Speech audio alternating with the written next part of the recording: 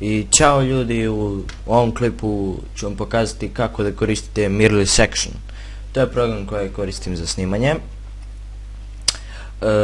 Po meni bolje od Frapsa zato što ne pravi, nije toliko dobar kvalitet klipa, ali YouTube već ubije taj kvalitet, a i nisu toliki fajlovi. Pa da krenemo redom. Kad uđete u program, prvo izaberete ovdje gdje hoćete da vam idu snimci, koji folder. Da, pre svega mnogo mi se sviđa što mogu da snimam i da mi program bude upaljen u isto vreme. To je savršeno za tutoriale o tom programu. Čisto da kažem. Ovdje vidite sve klipove što snima i što je snimio. Ovdje vidite koliko već snimamo. Da, pa da vidimo. Ovdje imate razne modove. Ne gledajte ovo gore, to ćemo posle. Ovdje imate razne modove, znači imate 3 moda.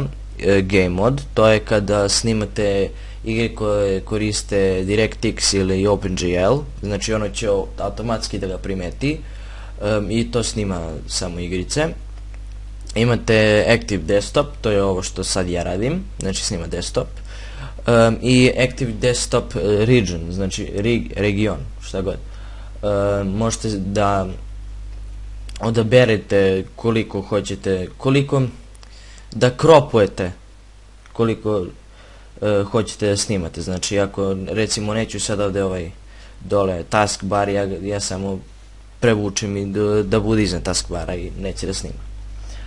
Ovdje dole vidite file format, to da vidite između AVI i MP4, ali MP4 ima lošiji kvalitet.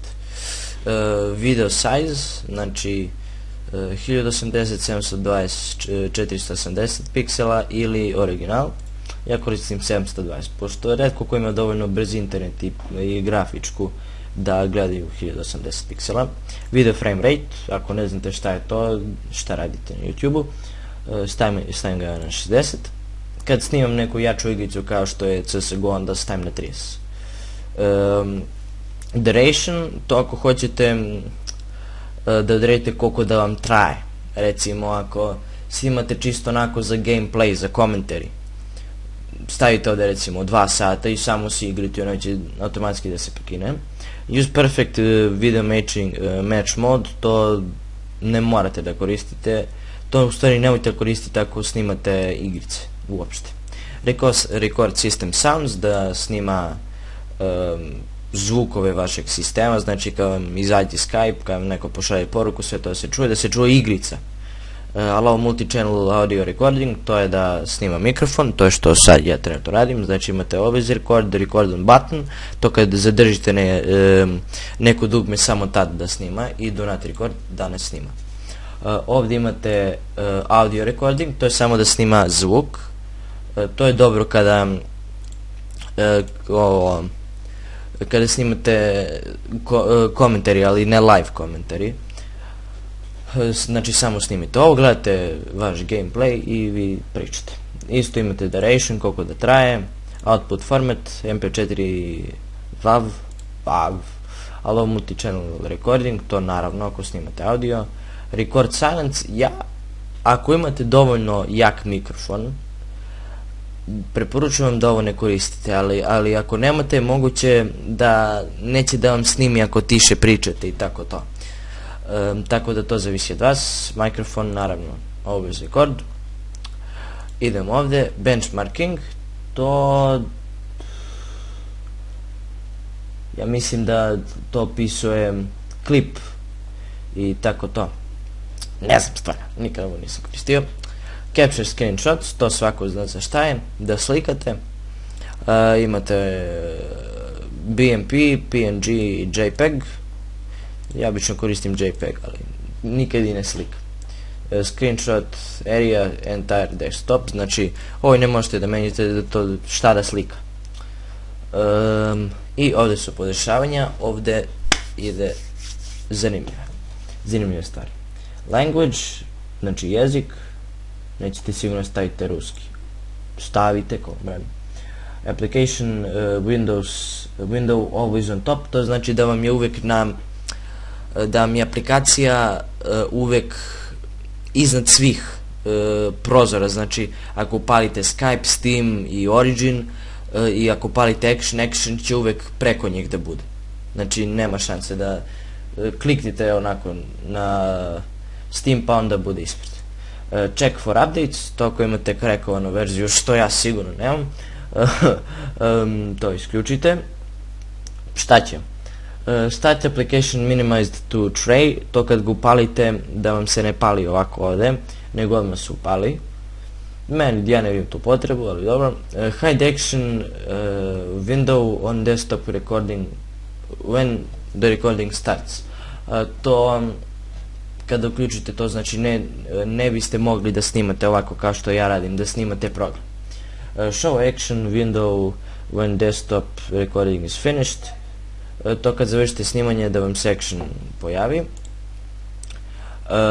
Da imamo video recording settings, video quality normal, low, naravno normal jer nema high, input range, stavite ga ovako, ne morate ništa da dirate, use multicolor recording, naravno da koristi sva jezgra, record mouse cursor, to ako hoćete da vam snima miš, visualize mouse clicks, to kad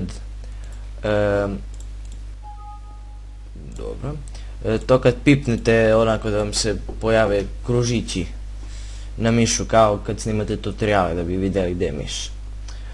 Use overlay graphics, to iskreno ne znam šta je. To je verovatno skin za ovo. A ovo je gdje vam stoji onaj FPS kako imate. Audio settings, ovdje podešavate jačinu zvuka, znači mikrofona i zvuka. Ovdje birate koji mikrofon hoćete, ja koristim ovaj dodatak. Koliko hoćete bude glasno, to je meni 91%, record microphone into separate audio track AVI. To ne morate, iskreno ne morate. System sounds, audio device, to šta da koristi, samo stavite na system default, pošto će ono samo da izabere.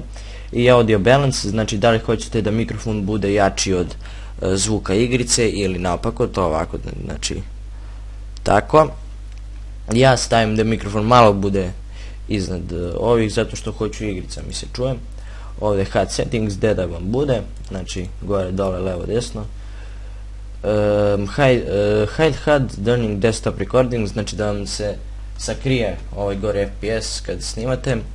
Do not record HUD in-game and applications, to kad štiklirate, znači kad snimate igricu neće vam se pojavi. Hide HUD on action startup, to dečekajte, to je nepotrebno.